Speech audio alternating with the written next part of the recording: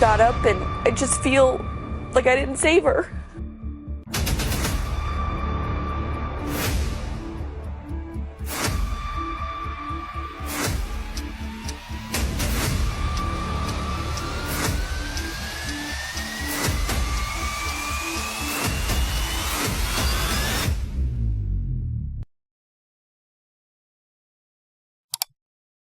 Kansas City, Missouri, 2011.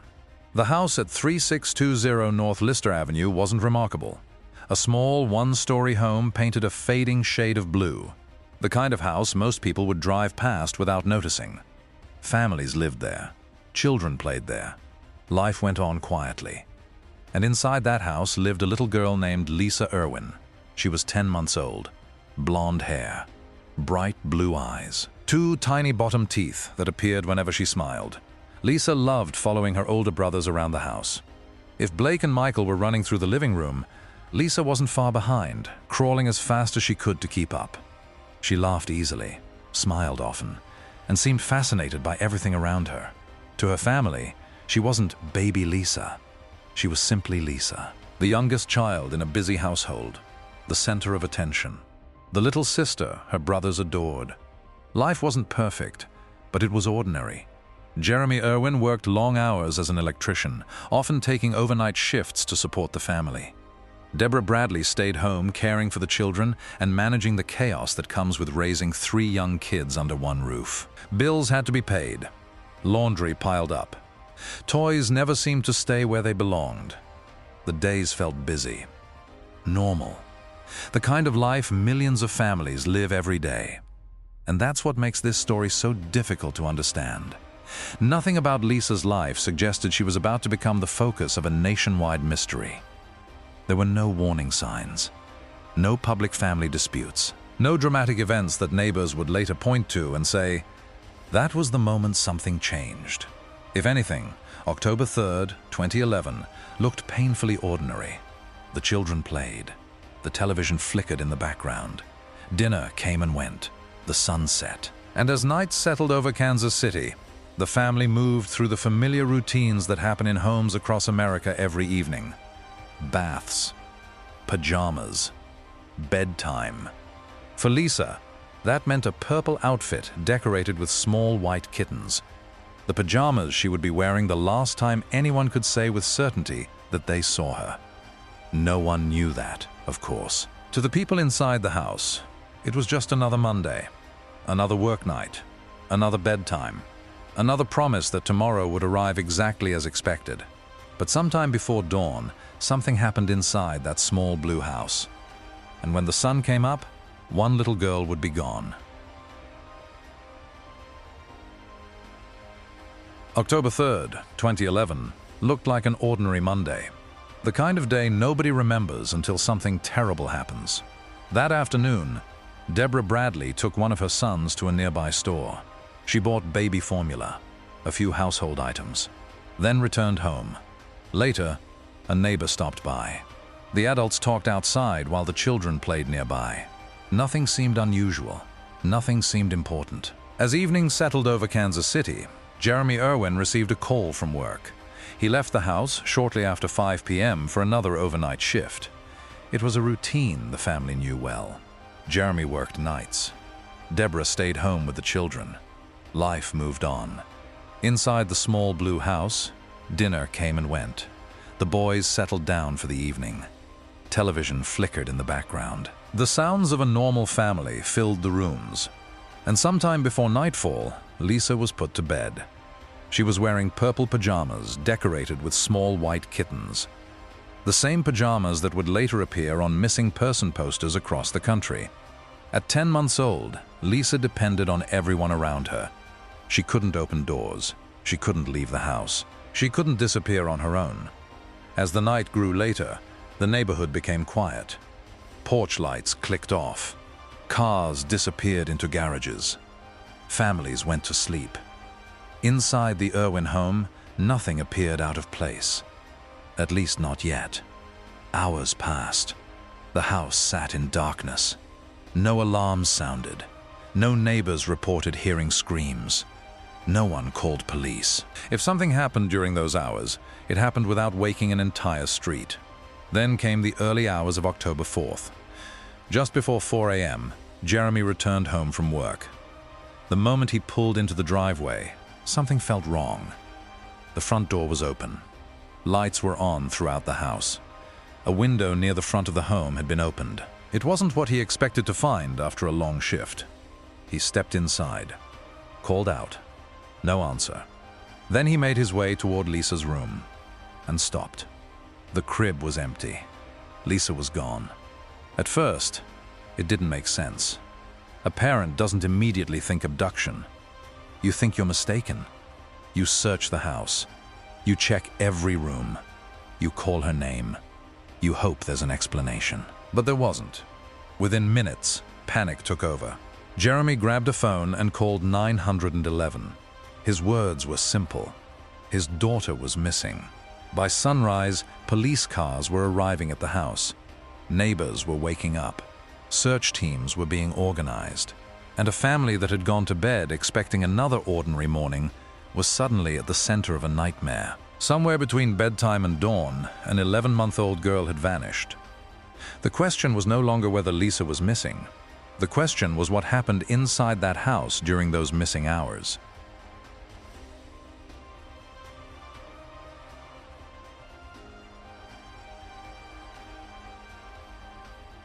By sunrise, the quiet neighborhood around North Lister Avenue had become the center of a massive search. Police officers filled the streets. News crews began arriving. Neighbors gathered behind yellow tape, trying to understand how an 11-month-old baby could disappear from her own home without anyone seeing or hearing a thing. Inside the house, investigators worked through the scenes piece by piece. The front door had been left open. A window near the front of the home appeared to have been opened. 3 family cell phones were missing. Yet there were no obvious signs of a violent struggle. No clear trail leading away from the house. No immediate explanation. The mystery seemed to grow larger with every hour. An Amber Alert spread across Missouri. Volunteers searched nearby woods, vacant lots, drainage areas, and abandoned buildings.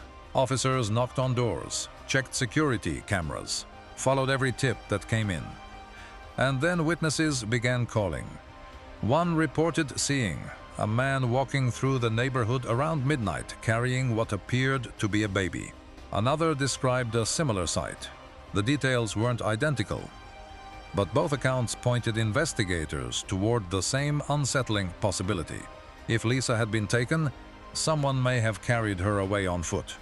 Then came another development. A surveillance camera from a nearby business captured a man in a white shirt emerging from an area behind the neighborhood during the early morning hours. The footage was grainy. The figure couldn't be identified. No baby could be seen. But the timing was enough to attract investigators' attention. For a brief moment, it seemed possible that the answers were somewhere outside the house. Then detectives uncovered something else. One of the 3 missing cell phones had been used after Lisa disappeared. A short call had been placed around midnight to a woman named Megan Wright. The discovery immediately opened a new avenue of investigation. Who made the call? Why that number? And what connection, if any, did it have to Lisa's disappearance? Those questions eventually led detectives to a local handyman named John Jersey Tanko. Tanko had a criminal history. He knew people connected to the phone call, and for a time, investigators wondered whether he might be the breakthrough they had been searching for. He was questioned, examined closely. His movements were scrutinized. But as investigators pushed deeper, the case stalled once again. The evidence simply wasn't there. No physical link connected him to Lisa. No witness could place him inside the house. No forensic evidence tied him to the disappearance. Eventually, the focus shifted elsewhere, and that became a frustrating pattern in the investigation. A promising lead would emerge. Hope would rise. Then the trail would fade. Search teams continued looking. Woods were searched. Drainage systems were searched. Vacant properties were searched. At one point, burned children's clothing was discovered nearby. For a brief moment, investigators feared the worst. But the items could not be connected to Lisa. Again, another lead disappeared. Weeks passed, then months, and despite thousands of tips, national attention, and an enormous search effort, investigators found themselves facing the same problem they had encountered on the very first morning. They still didn't know who had taken Lisa, or even whether she had been taken at all. Because as detectives reconstructed the final hours before her disappearance, one uncomfortable reality kept resurfacing. The last known account of Lisa's movements came from inside the house itself. And before long, investigators would begin taking a much closer look at the people who had been there that night. As investigators worked through witness statements, phone records, and possible suspects, they kept running into the same obstacle. Everything seemed to lead back to one question. When was Lisa last seen alive? At first, the answer appeared straightforward. Her mother, Deborah Bradley, said she had put Lisa to bed that evening and checked on her later that night. Simple, except the timeline didn't stay simple for long. The more investigators asked questions, the less certain the answers became. Times shifted. Memories blurred. Moments that initially seemed clear became harder to pin down. Deborah later acknowledged she had been drinking that night. Not a small amount. Enough that she eventually admitted parts of the evening were difficult to reconstruct with certainty. For detectives, that changed everything. Because if the timeline couldn't be trusted, then neither could the assumptions built around it. Suddenly, investigators were no longer trying to determine who entered the house. They were trying to determine whether they even knew when Lisa had last been seen. And those are two very different questions. Then, on October 19th, the investigation took another turn. Cadaver dogs were brought to the home. Experienced handlers walked them through the property while detectives watched closely. The dogs eventually alerted near Deborah's bed. For a moment, the atmosphere changed. Investigators couldn't ignore it, neither could the public.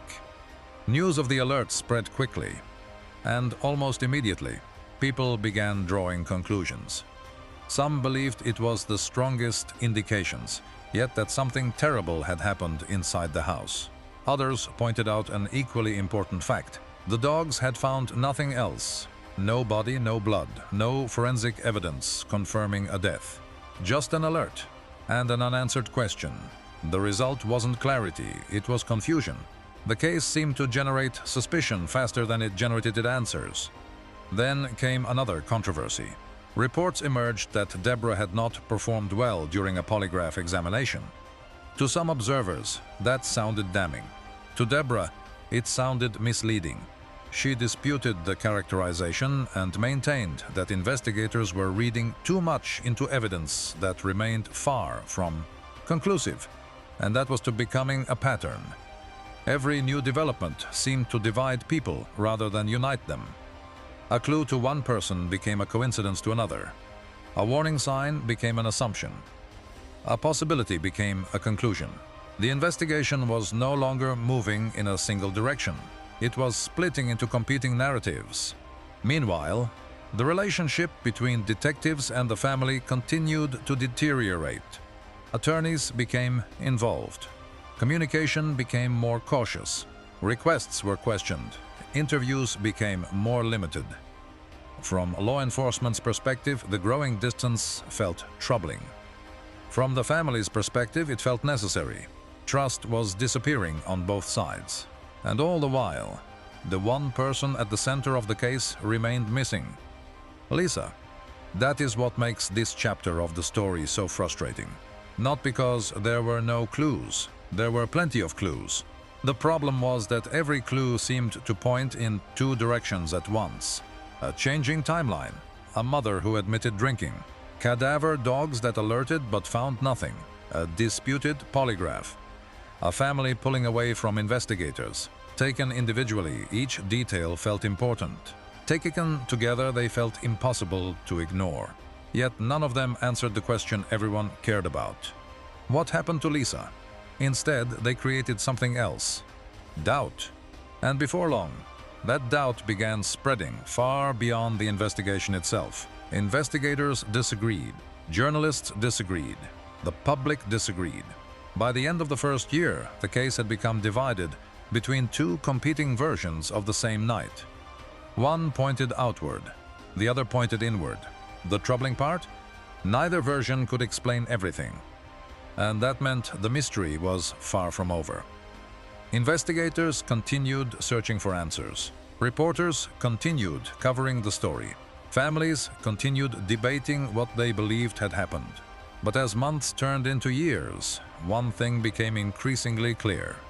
The case was not getting closer to a solution. It was drifting further away from one. They're just opinions, in my opinion. It doesn't mean anything to me. I know that it's not true, and my most important goal and focus is bringing my daughter home.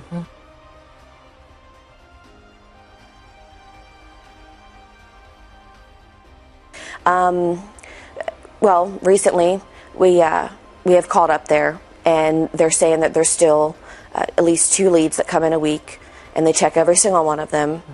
And we're supposed to meet with them after the holidays to go over all the information that we've given them, that we found. Have you been in touch with them? Yeah. You've been talking to them? We've kept in contact with them most of this whole time.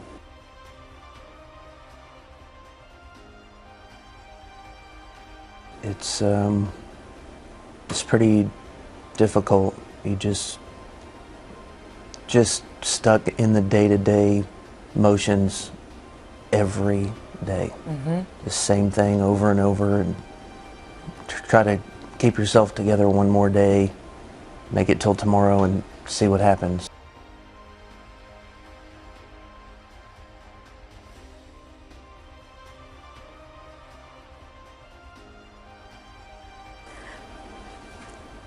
Little girl, she was in her stroller, and she's about Lisa's age, and I looked down at her, and I said to Jeremy, I'm really tired of looking at everybody else's kid open, it's mine.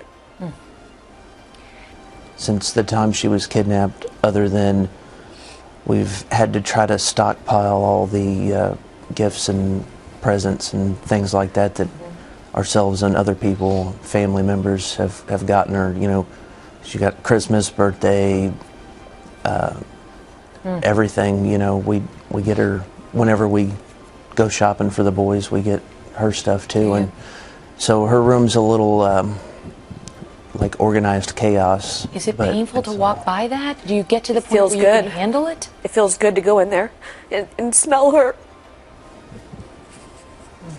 and know that someday she's going to come home and she's going to see all these presents, and she's going to be excited to open them and to watch her reaction and stuff like that. I think it'll be special, something special for her to know that while she was gone, we didn't stop buying her things and thinking of her. And you know, every cake, every birthday, there's a cake. Every Christmas, there's presents. I mean, even right down to little holidays, you know, 4th of July and different things like that. And Halloween, we buy her costumes for Halloween. What do you think about? I mean, do you think it was this guy Jersey? What do you think, Jeremy? Well, like we keep saying, one of the more difficult things is that we don't ever get any information, feedback from other people, law enforcement, maybe. So I don't know. I don't. Did they ever find fingerprints in the house of another person? Not that we're aware They of. won't. They have not divulged any of that information. So there could be things there that we don't know about.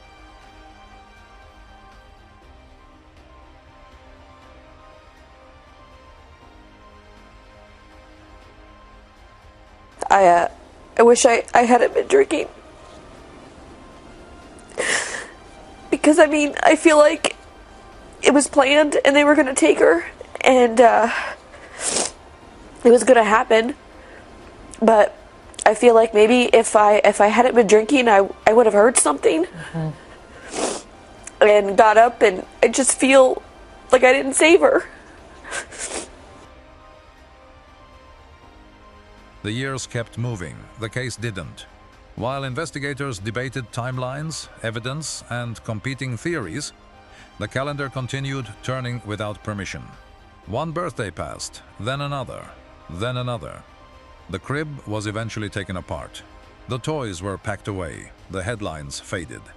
But the question remained exactly where it had been on the morning of October 4th, 2011. Where is Lisa? For law enforcement, the search never truly stopped. Thousands of tips poured in from across the country. Every possible sighting had to be checked. Every phone call had to be answered. Every lead carried the same possibility. Maybe this time. Maybe this is the one. But hope can be exhausting when it keeps arriving empty-handed. Investigators searched wooded areas, drainage systems, vacant properties, landfills.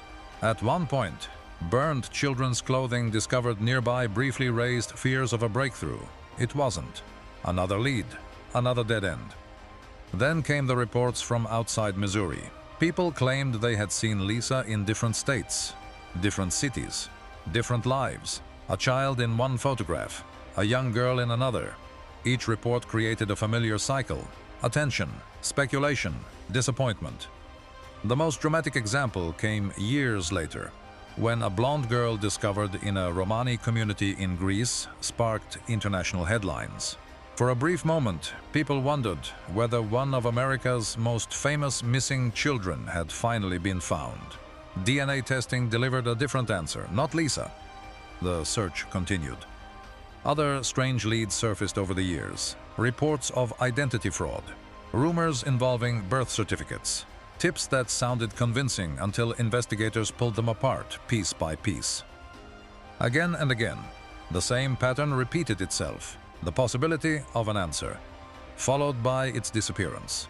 And that's what makes this case different from many others. Most unsolved mysteries slowly become smaller. The Lisa Irwin case somehow became larger. Not because investigators uncovered more certainty, but because time created more questions. What would Lisa look like today? Would she remember her family? Would she even know her own name? Could she have spent years walking through the world without realizing people were searching for her? Or did the truth disappear long ago, leaving only questions behind? No one knows. And that uncertainty has become part of the story itself. Because after more than a decade, the investigation is no longer defined by what happened inside a house in Kansas City. It is defined by everything that happened afterward. The searches, the sightings, the rumors, the false hope, the endless waiting. And through all of it, one fact never changed. Lisa was never found. Not alive, not dead, just missing. Caught somewhere between memory and mystery, between a photograph and a person, between what is known and what can never quite be proven, which leaves us with a difficult reality. The most important chapter in Lisa Irwin's story is still unwritten, and after all these years, investigators continue asking the same question they asked on day one. Not who might be responsible, not which theory sounds most convincing, but something far simpler. Where is Lisa? Today, the house on North Lister Avenue is just another address. Cars pass by, people go to work, children grow up.